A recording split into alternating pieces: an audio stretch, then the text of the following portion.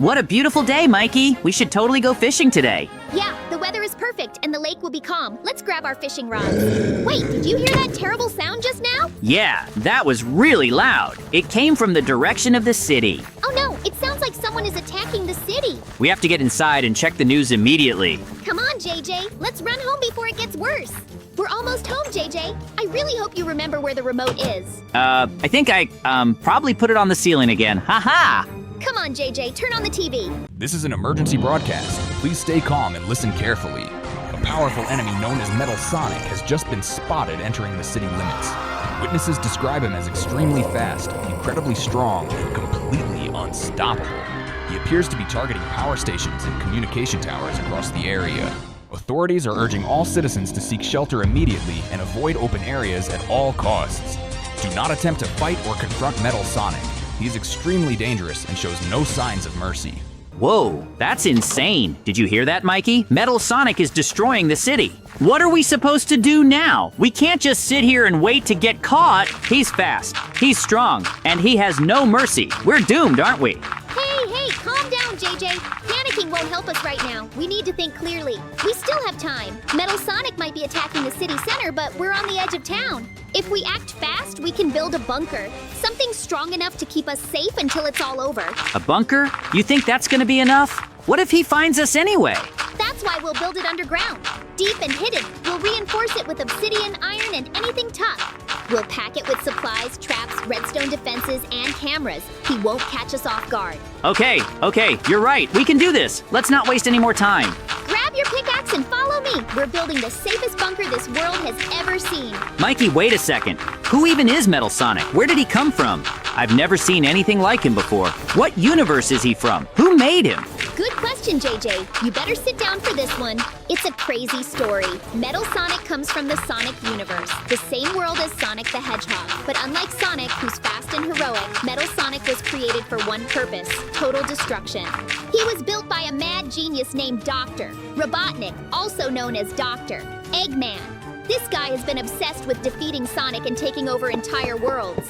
Wait, so Metal Sonic was made just to destroy the real Sonic? Exactly. But here's the terrifying part. Metal Sonic is more than just a robot copy. Eggman designed him to be faster, stronger, and smarter.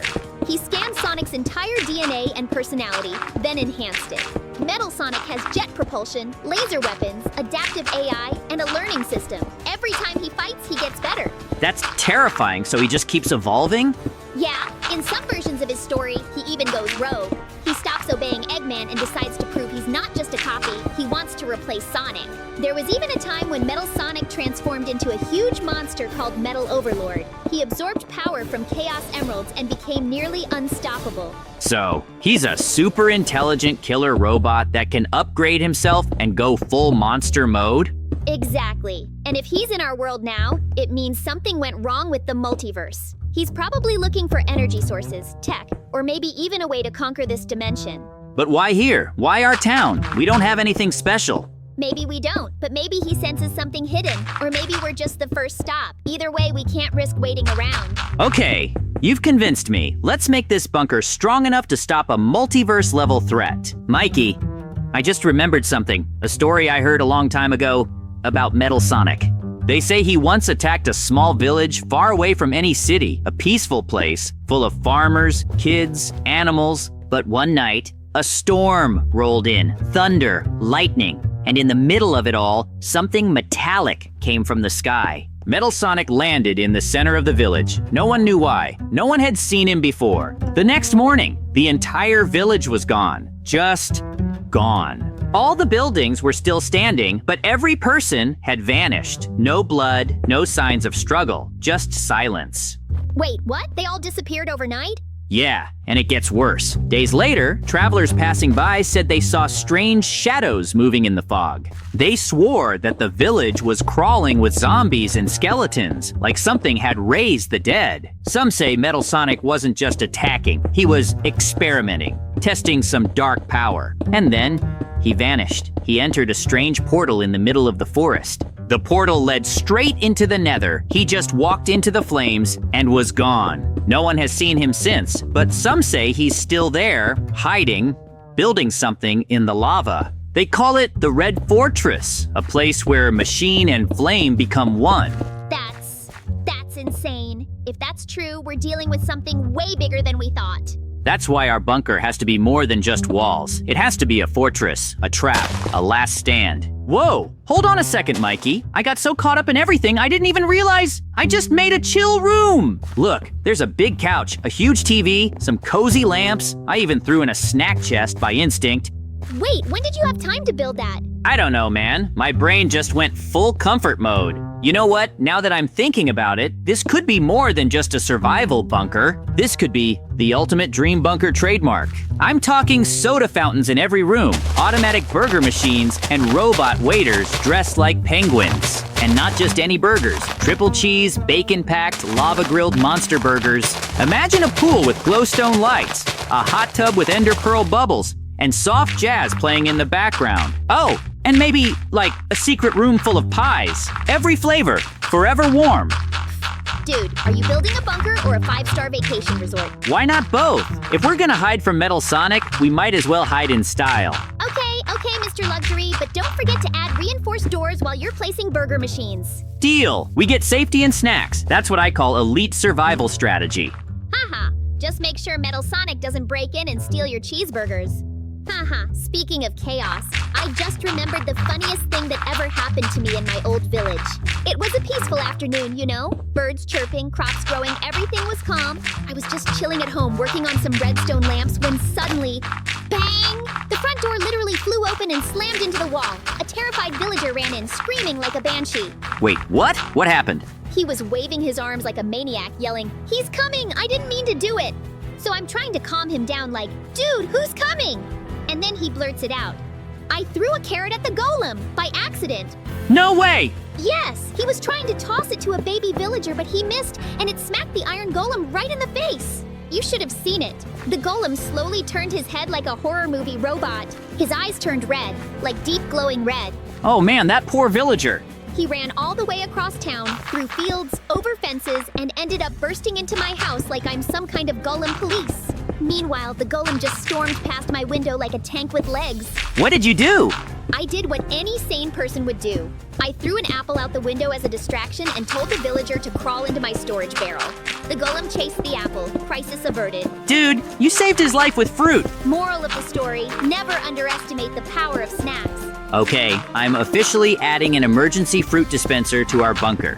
Mikey, don't forget, we need a proper food storage room. A whole section of the bunker, packed with bread, cake, apples, maybe even golden carrots. And you know what else? When this whole Metal Sonic thing is over, I'm going on a journey.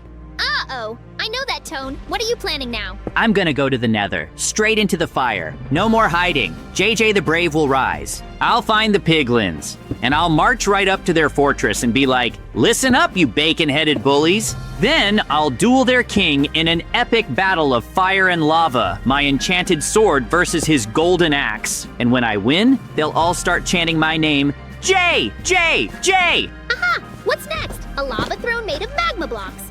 Yes! With glowstone chandeliers and a zombie piglin butler named Steve. And wait, imagine this. I tame a ghast. I build a saddle. I fly through the nether skies, cape flapping in the wind. JJ, ghasts cry when you look at them. What makes you think one would let you ride it? Easy. I'll sing him a lullaby. Hush now, big floaty jelly. Let's go defeat evil together. Then we storm into bastions, me tossing fire charges like snowballs and Ghasty blasting jazz music while we fly. Haha, you're not just building a fantasy, you're writing the weirdest action movie ever made. Exactly. Netherstorm, the legend of JJ the Brave, coming soon to a furnace near you. Haha, okay, hero. Just don't forget to finish the food room before you go fight jazz-blasting piglins. You know, JJ, not everything in the nether is about glory and lava rides. I've actually been there before. Wait, what? Seriously? You never told me that. Because it wasn't exactly a vacation. It was an accident. A dark, terrifying mistake. I was exploring some ruins near the swamp, right? Messing around with redstone and pressure plates like usual. And then I stepped on something weird, some sort of cursed pressure plate. Boom! The floor gave way. I fell. Straight into a forgotten ancient nether portal room, hidden underground. The obsidian was cracked, glowing red. Whoa, that already sounds cursed. I couldn't help it. I touched the flint and steel. I lit it. The portal screamed, literally screamed, and sucked me in. Wait, what do you mean screamed? It sounded like hundreds of voices echoing in reverse, like the portal remembered pain. And then, darkness.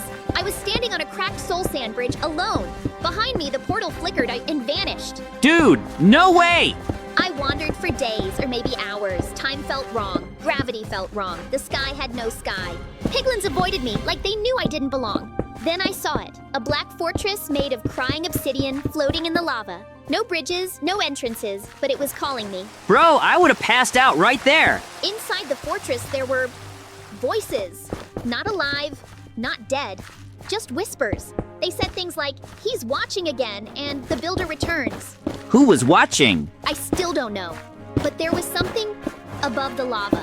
A giant eye, just floating, watching. Then I found a mirror, cracked but glowing. When I looked into it, it showed me building a portal. So, the mirror told you how to escape? Not exactly. It showed me failing over and over.